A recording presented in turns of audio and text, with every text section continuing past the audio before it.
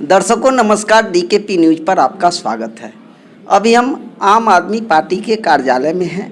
हमारे साथ आम आदमी पार्टी के प्रदेश अध्यक्ष सुशील कुमार सिंह जी हैं। सुशील जी, आपको डीकेपी न्यूज़ पर स्वागत है। बहुत बहुत धन्यवाद। आपके यहाँ केंद्रीय अधिकारी आए हुए हैं, संजीव कुमार झा जी, वो किस उद्देश्य से आए? जैसा आप जानते हैं कि बिहार में विधानसभा के चुनाव हमारी पार्टी कोरोना और बाढ़ के कारण नहीं लड़ पाई थी, क्योंकि बिहार में जब चुनाव की घोषणा हुई थी उस समय कोरोना पीक पे था। एक तरफ सरकार कह रही थी कि डिजिटल रैली होगा, उसमें किसी नेता को परमिशन नहीं मिलेगा, 2 गाड़ियां चलेगी एक प्रत्याशी के साथ, आप रैली नहीं निकाल सकते हो, किसी की सभा नहीं कर सकते हो। चूँकि हमारे जितने भी बड़े नेता हैं वो जब तक नहीं आते तब तक रैली और यहाँ चुनाव में कोई जान आता नहीं। ये अलग बात है कि चुनाव के समय में सारे पार्टियां, चाहे पक्ष की हो चाहे विपक्ष में हो, चुनाव आयोग के जितने भी नियम कानून कायदे कानून थे उसका धजिया लोगों ने उड़ाया। लेकिन आम आदमी पार्टी अरविंद केजरीवाल जी के नेतृत्व में, अरविंद केजरीवाल जी ने कहा कि कोरोना और बाढ़ में काल के गाल में बिहार की जनता को नहीं झोंका जा सकता, इसलिए हम चुनाव नहीं लड़े। लेकिन चुनाव नहीं लड़े तो पार्टी कुछ ना कुछ तो संगठन पे काम करेगी ही करेगी। तो आगे हम लोग पंचायती राज चुनाव में अगर दलगत चुनाव हुआ तो हम अपने प्रत्याशी उतारेंगे, और दलगत चुनाव नहीं भी हुआ तो हमारे जितने भी कार्यकर्ता साथी हैं, बंधु है, डीडीसी, बीडीसी, मुखिया, सरपंच, वार्ड समिति, सारे चीज़ों के, सारे पंचायती राज के त्रिस्तरीय जो भी हमारे परफॉर्मा है उसमें चुनाव लड़ेंगे, पार्टिसिपेट लोग करेंगे। और उसकी तैयारी जोरों शोरों से चल रही है। उस तैयारी को निरीक्षण करने के लिए हमारे साथी, क्योंकि आंदोलन के साथी हैं संजीव भाई, और पूर्व में बिहार के सह प्रभारी भी रह चुके हैं, और सबसे ज़्यादा मतों से इस बार भी वो दिल्ली में जीते हैं और मधुबनी के ही हैं। तो हमें खुशी है कि संजीव भाई यहाँ आए हैं तो संगठन में एक धार मिलेगी, एक जान मिलेगी। आज बिहार में आप कितने दिनों से संगठन का प्रभार आपको मिला हुआ? देखिए, अब तो मैं 5 मार्च को यहाँ पे अध्यक्ष नियुक्त किया गया हूँ, और 23 मार्च से पूरे बिहार नहीं पूरे देश में लॉकडाउन है। तो मैं तो एक तरीके से कोरोना के लॉकडाउन का पदाधिकारी हूँ, जिसमें किसी भी प्रकार के काम करने का मौका ज़्यादातर तो मिला नहीं। लेकिन फिर भी हम लोगों ने कोशिश किया था, जो भी हमारे संगठन के लोग थे, लगभग 170-75 सीटों पे हमारे पास संगठन पूर्ण रूप से तैयार था चुनाव लड़ने के लिए। लेकिन स्थिति यही थी कि हम डोर टू डोर करने में दिक्कत हो रही थी, आने जाने में दिक्कत हो रही थी। लगभग 14.5 लाख घरों में हम लोगों ने डोर टू डोर जाँच किया था ऑक्सीमीटर के माध्यम से। हर एक विधानसभा में, हर एक गाँव में हम जाते थे, लोगों से बात करते थे, हमारे साथी जाते थे। एक छोटा सा इंस्ट्रूमेंट था ऑक्सीमीटर, जिससे हम लोग का पल्स रेट नापते थे, ऑक्सीजन लेवल नापते थे। तो हम लोगों ने काफ़ी काम किया था यहाँ पे संगठन को लेकर। अब चुनाव नहीं लड़े हैं तो हम तो जीरो ही हैं अभी फ़िलहाल, फिर नई सिरे से शुरुआत करनी है। सबसे बड़ा सवाल जो हमारे जेहन में आ रहा है, आम आदमी पार्टी की उत्पत्ति ही हुई थी सर्वांगीण विकास हेतु, तो अन्य दल से हटके बिहार में आप इस पार्टी का घर घर में विकास हो, इस प्रकार की क्या कुछ खाका आपने तैयार किया? बिल्कुल ना, इसी पे हम लोग काम कर रहे हैं। आप देखेंगे कि कोरोना काल में अगर पूरे देश में कोई पार्टी सबसे ज़्यादा सक्रिय थी तो आम आदमी पार्टी थी। दिल्ली के अंदर जितने भी लोग थे उनको रहने का, खाने का, आने का, जाने का व्यवस्था सरकार कर रही थी। एक तरफ जहां बिहार के नीतीश सरकार कह रही थी उस समय कि जो जहां है वहीं रहे, मैं उसको बुला नहीं सकता हूं, वहीं पे दिल्ली के सरकार ने कहा कि जो लोग घर जाना चाहते हैं उनके लिए हम ट्रेन में मुफ्त टिकट देंगे। और आपको जान के हैरानी होगी कि 117 ट्रेनें दिल्ली सरकार ने, जिसमें एक ट्रेन का कीमत जो यात्रा का लगता था 6,42,500 रुपये खर्च होता था, और 117 ट्रेनें दिल्ली से चलाई गई। हमारे प्रभारी उस समय संजय सिंह जी हमारे हुआ करते थे, और राज्यसभा सांसद भी हैं। आपने देखा होगा कि लगभग 125 से ऊपर बसें उन्होंने बिहार के लोगों के लिए भेजा। और इसके साथ साथ शायद भारतीय इतिहास में पहले बार ऐसा हुआ है कि कोई सांसद अपने कोटे का 32 जो टिकट था फ्लाइट का, उसने बिहार के मजदूरों को डोनेट कर दिया। और दूसरे दिन उन्होंने पूरे एक चार्टर्ड प्लेन बिहार के मजदूरों को लेकर वो पटना पहुंचे थे। तो हमने कोरोना काल में भी सबसे अच्छा काम किया, और हम जनता से जुड़ने का काम हमने फिर पुनः हमने बीच में आपसे बतलाया था ऑक्सीमीटर को लेकर। हमारा उद्देश्य चुनाव लड़ना ही महत्वपूर्ण नहीं है। लोग पूछते हैं कि आपकी पार्टी चुनाव क्यों नहीं लड़ी? क्या हम चुनाव लड़ने के लिए ही आए थे क्या? समाज में बदलाव चाहिए, और समाज में बदलाव तब होगा जब यहाँ की जनता जागरूक होगी। मैं अभी जाता हूँ क्षेत्र में बात करने के लिए, लोगों से पूछता हूँ तो लोग कहते हैं कि नहीं नहीं, हमको मुखिया छोड़कर बाकी कुछ समझ में नहीं आता। पूछे मुखिया क्यों समझ में आता है? तो मुखिया इसलिए समझ में आता है कि हमारे बिरादरी का होगा, हमारे गांव का होगा तो हमारा विकास हो जाएगा। हमने बोला उसके पास तो फंड होता नहीं है जी, मुखिया के पास कोई फंड नहीं होता है, मुखिया के नीचे वार्ड होता है, उसके माध्यम से काम कराया जाता है। आप प्रमुख समझते हैं, आप समिति समझते हैं, आप जिला परिषद डीडीसी समझते हैं, तो वो बोलता है कि नहीं हमको तो समझ में नहीं आता, हम तो ऐसे ही वोट दे देते हैं। तो जब तक जनता को जागरूक नहीं किया जाएगा कि डीडीसी का मतलब क्या होता है, डीडीसी काम क्या करती है, समिति काम क्या करती है, बीडीसी काम क्या करती है, प्रमुख का काम क्या होता है, मुखिया का काम क्या होता है, तो हमारा चूंकि हमारे पार्टी की उत्पत्ति आंदोलन से हुआ है, हमारा मेन मकसद जमीन पर जनता को जागरूक करना है। और बिहार में इसकी सबसे कमी है, क्योंकि जब तक यहाँ की जनता जागरूक नहीं होगी, जात और धर्म से उठकर शिक्षा, स्वास्थ्य, रोजगार, मूलभूत आवश्यकताओं पर जब तक काम नहीं करेगी, तब तक बिहार का और देश का स्वर्णिम विकास नहीं हो सकता है।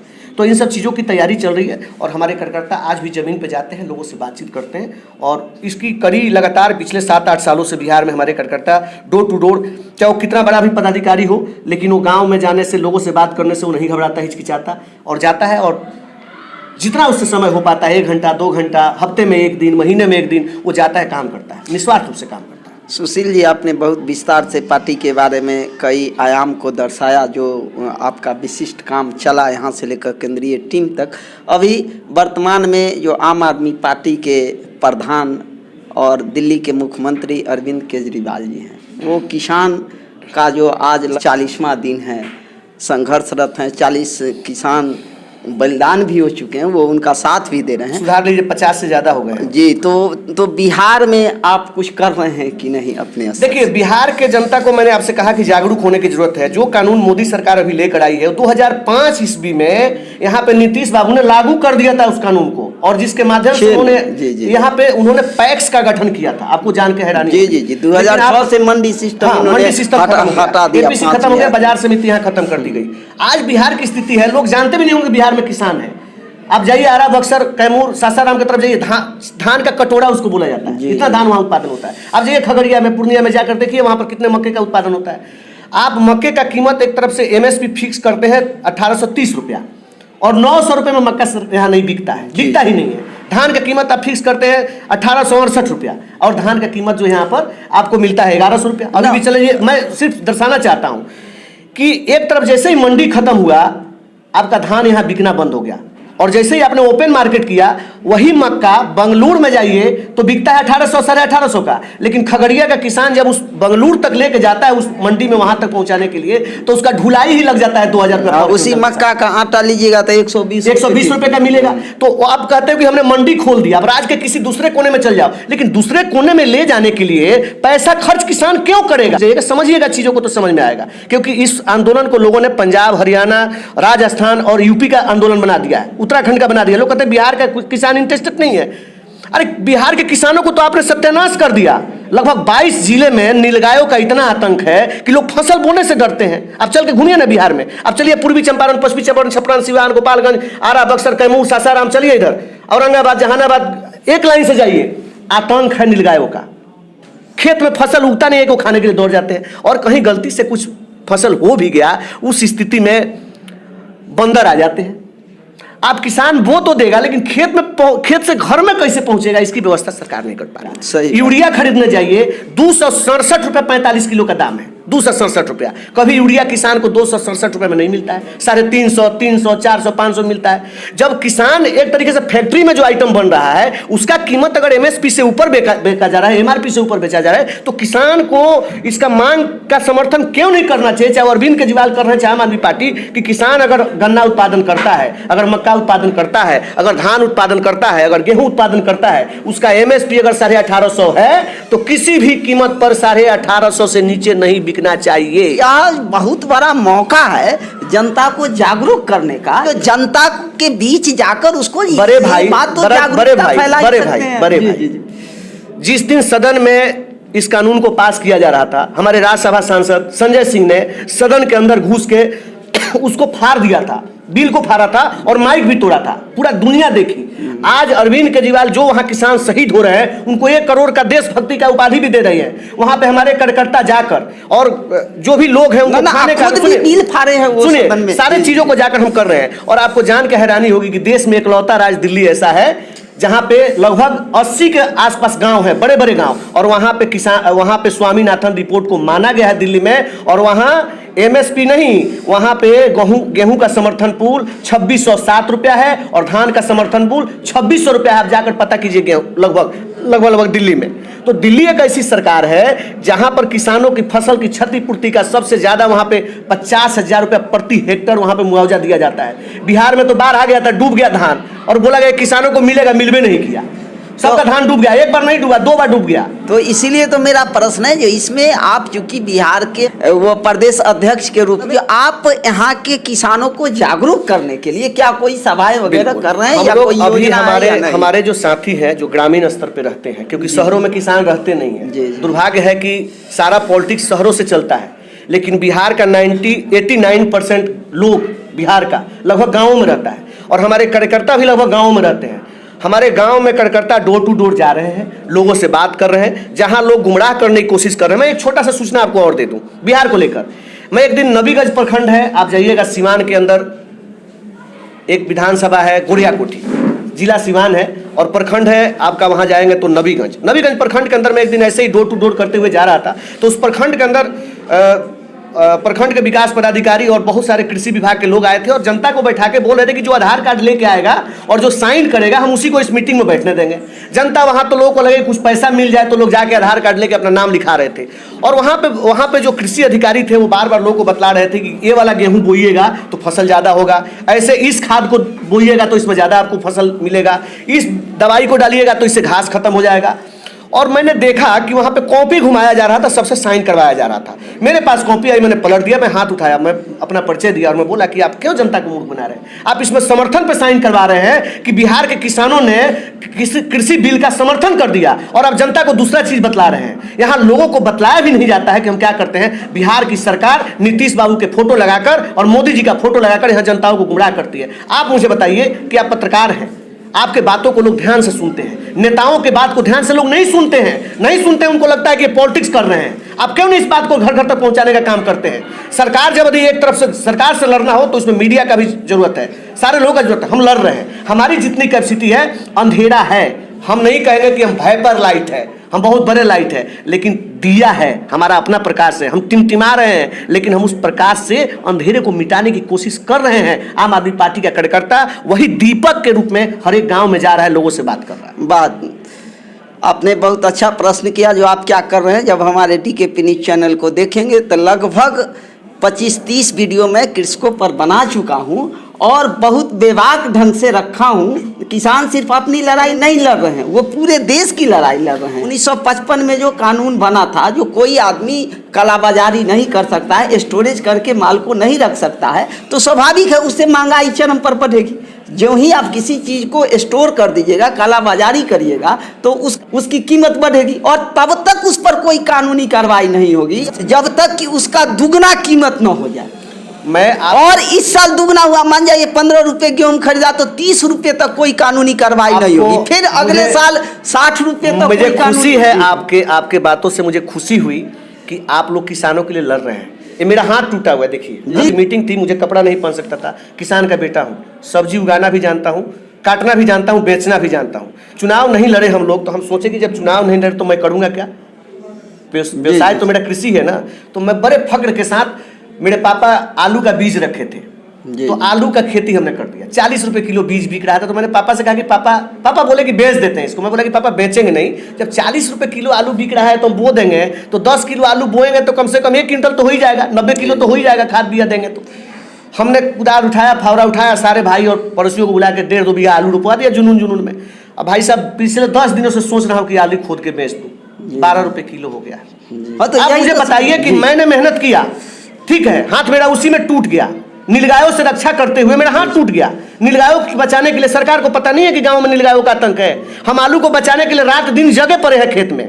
मैं अपनी बात नहीं कर रहा हूं, एक किसानों की बात कर रहा हूं। गेहूं बो देता है, लेकिन रात भर उसको पूस के रात, हम प्रेमचंद की कहानी पढ़ते थे कि हल्कू रात को पूस के रात में, जब देश आजाद नहीं हुआ था तब भी खेत की रखवाली कर रहा था। आज हम भी हल्कू बन के पिछले 70-80 सालों में एक नीलगायों से निजात नहीं दिला पाए।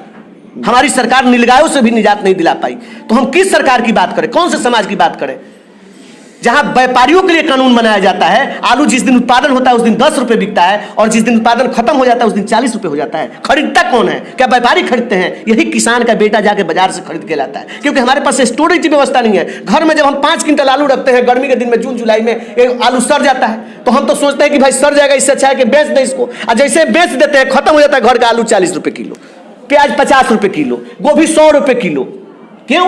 क्योंकि व्यापारी का उसमें फायदा होना चाहिए। ईस्ट इंडिया कंपनी भारत में आई थी 1605 ईस्वी में, सूरत में उसका गठन किया गया था एक ईस्ट इंडिया कंपनी की, और ईस्ट इंडिया कंपनी ने 200 साल तक राज किया भारत में।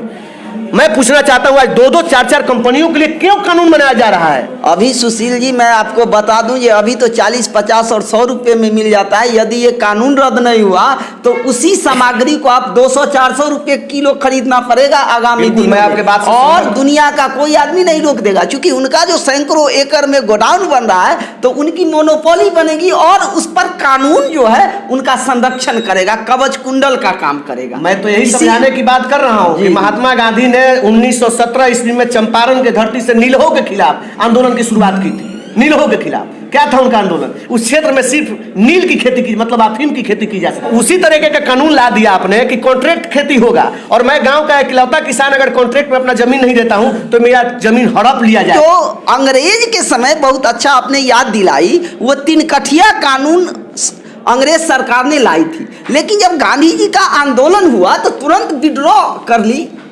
अंग्रेज गवर्नमेंट ने, उस बिल को उसने रद्द किया। लेकिन आज हमारी सरकार 40 दिन बीतने को है और 40-50 किसानों की लगभग शहादत देनी पड़ी, बावजूद इसके सरकार के कान पर जू नहीं रेंग रहे हैं। आज की वार्ता भी लगभग निष्फल होगी, हम लोग जैसा अनुमान कर रहे हैं, क्योंकि सरकार किसी भी कीमत पर MSP देने को तैयार नहीं है, क्योंकि वो बन जाएगी। और FCI अलग दिवालिया के कगार पर है, क्योंकि वो तो लॉलीपॉप दिखा रही है, वो लिखित में दे रही है, कानून में नहीं दे रही है। और उधर FCI कर्ज में डूबा हुआ है, वो दिवालिया अलग होने पर लगा हुआ है। भाई जी, मैं बहुत ज़्यादा पढ़ा लिखा नहीं हूँ, मोदी जी तो ज़्यादा पढ़े लिखे हैं, लेकिन 6ठी क्लास में मुझे चौपाई एक संस्कृत का छोटा सा श्लोक मिला था, अति सर्वत्र वर्जयते, और उसमें हिंदी में हमारे प्रिंसिपल साहब समझाया करते थे कि अति सुंदरी सीता थी, हरण कर लिया गया।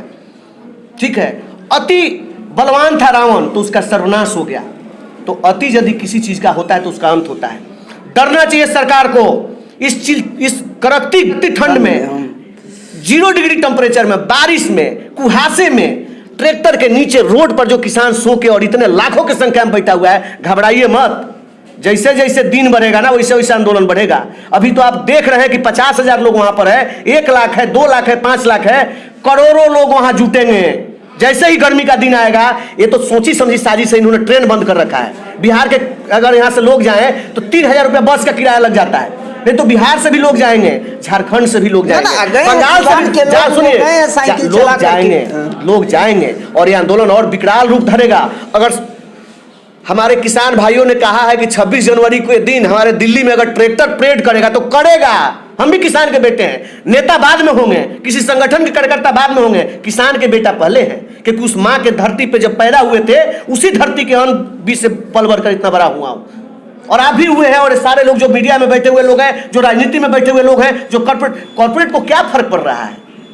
वो तो 10 रुपया ऊपर नीचे कर देगा। लेकिन जिनकी दलाली चल रही है, जो हेलीकॉप्टर से घूम रहे हैं, निश्चिंत रहिए, जब जनता जागती है ना, तो ब्रिटेन की क्रांति भी याद है, फ्रांस की क्रांति भी याद है, और रूस की भी क्रांति याद है, चाइना की क्रांति याद है, तो भारत में भी क्रांति आएगा और इतिहास के स्वर्ण अक्षरों में लिखा जाएगा। क्योंकि बीजेपी कॉर्पोरेट की गोद की कठपुतली बन गई है, तो स्वाभाविक है उसके लिए वो एड़ी चोटी एक करेगी। इसको आप इस बिल्कुल से भी नहीं समझ, तो हम बार बार कहते हैं, अरविंद केजरीवाल देश के इकलौते ऐसे नेता है जिन्होंने कहा कि हमें कॉर्पोरेट का चंदा नहीं चाहिए, हमें गरीबों का चंदा चाहिए। अगर हम आपसे 10 रुपया लेंगे तो हम आपका 10 लाख का काम करेंगे, लेकिन यदि हम बड़े लोगों का 10 लाख लेंगे तो हम उनके लिए 10 करोड़ का काम करेंगे।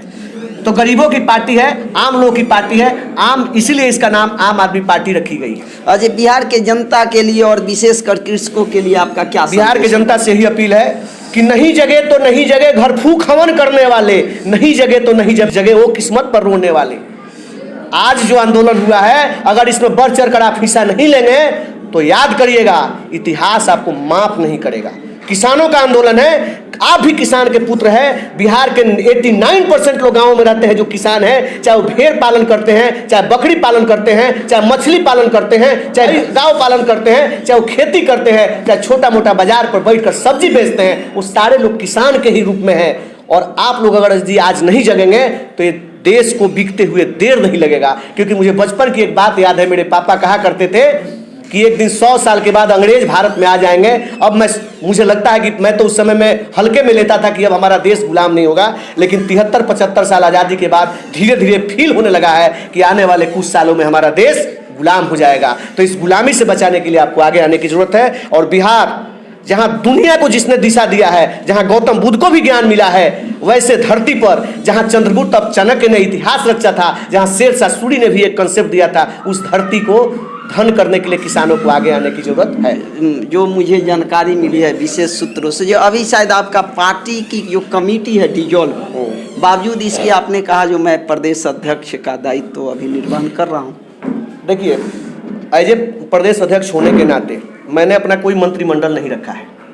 आपको जी इसके बारे में बतला दूं कि अरविंद जी के दिशा निर्देश में उन्होंने कहा कि अभी कोई कमेटी नहीं रखनी है, सिर्फ 38 जिला प्रभारी बनाना है। तो बिहार में एक अध्यक्ष, 38 जिला प्रभारी, मीडिया प्रभारी, कोषाध्यक्ष और यूथ का और एक महिला का 4-5 विंग है। और इसके बाद बस इतना ही अभी कार्यकारिणी है। अभी इस कार्यकारिणी को पंचायती राज चुनाव के बाद पुनः इसको बढ़ाया जाएगा और धीरे धीरे इस कमेटी को बढ़ाया। चुनाव के बाद मुझे कार्यकारिणी गठित करना है, काम दिया हूं, जो काम करके अच्छा ले आएगा एक कार्यकारिणी गठित होगी। और ये किस चुनाव की बात कर रहे हैं? पंचायती राज चुनाव। इसके बाद कार्यकारिणी गठित करेंगे, माने अभी आप वर्तमान में प्रदेश अध्यक्ष हैं जी। हाँ, सुशील जी DKP न्यूज पर आए, इसके लिए हम हृदय की गहराई से आपको धन्यवाद। मैं पुनः आपसे एक बात बोलूंगा, किसानों के लिए जहां जरूरत पड़ेगी मेरे कार्यकर्ता आपके साथ खड़े रहेंगे। आप जिस गांव में जाएंगे एक बार फोन कर देंगे, मैं वहीं पर एक कार्यकर्ता दे दूंगा जो वहां की जमीनी सच्चाई को आपको दर्शाएगा, दिखाएगा। इसके लिए भी हम धन्यवाद देते हैं आपको। और थैंक यू यार।